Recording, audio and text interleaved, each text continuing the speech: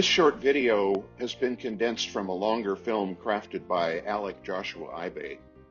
I find it compelling because this accident was the straw that broke the camel's back.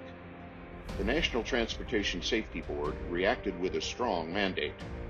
In the decade leading up to this December 1978 accident, U.S. carriers had experienced a series of disasters precipitated by flawed crew behavior.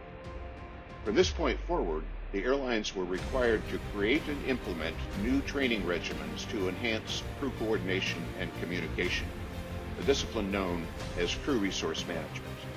In this video, you will see a United DC-8 approaching Portland, Oregon from the east on a clear winter evening. The elapsed time from their first contact with approach control at approximately 5:30 local all the way to impact was 1 hour. A highly regarded United pilot, Captain Malcolm McBroom, was in command. As the crew prepared for approach, two unusual things occurred when the landing gear was extended. First, there was a louder than usual rumble and jolt, corresponding shudder, and a slight yaw to the right. Additionally, there was a nose gear green light, but no lights indicating the position of the main landing gear. So rather than accept a transfer to the tower frequency, the crew requested that they stay at 5,000 feet, saying, "We got a gear problem, we'll let you know."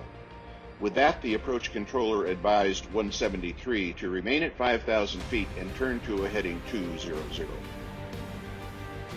The NTSB report states that for the next 23 minutes, while Portland approach was vectoring the aircraft in a holding pattern south and east of the airport, the crew discussed and accomplished all of the emergency and precautionary actions available to them to assure that the landing gear was locked in the pull-down position.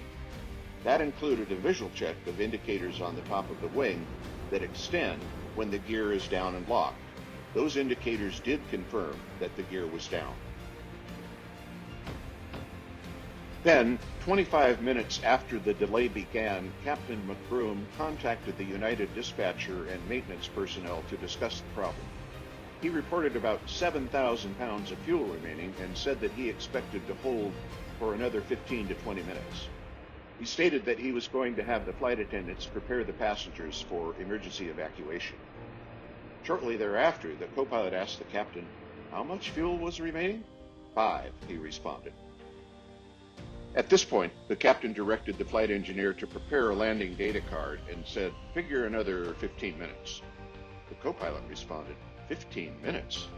McBroom said, "Yeah, give us 3,000 or 4,000 pounds on top." With growing concern, the engineer replied, "Not enough. 15 minutes is really going to run us low on fuel here." At that moment, the aircraft was 18 miles south of the airport, and the captain was so engrossed in the landing gear problem that he made no response to the expressed concern. 6 minutes later, the co-pilot asked, "How much fuel do we have now?" 3,000, 1,000 each tank, the engineer responded. At that point, still oblivious to the growing calamity, the captain sent the engineer to the cabin to kind of see how things are going. 4 minutes later, he returned to the cockpit and reported that the cabin would be ready in another 2 or 3 minutes. McBroom then briefed the crew on procedures in case the gear collapsed on touchdown, and then for 3 minutes discussed checking the landing gear warning horn for further evidence that the gear was down, and questioning whether the automatic spoilers and anti-skid would operate normally with the landing gear circuit breakers out. Then at 18:06:46, 54 minutes after entering the holding pattern, the co-pilot told the captain, "We're going to lose an engine," to which the captain replied, "Why?" "Fuel," the co-pilot responded. The NTSB report states that between 18:06:52 and 18:07:06, the CVR revealed conflicting and confusing conversation between flight crew members as to the aircraft's fuel state. The first officer said, "It's flamed out." From 18:07:27 until 18:09:16, the following intercockpit conversation took place. "Flight engineer, we're going to lose number 3 in a minute. It's showing 0. Captain, you got 1,000 pounds. You got 5,000 pounds there, but we lost it." Flight engineer, "Are you getting it back?" First officer, "No." Number 4, "You got the crossfeed open?"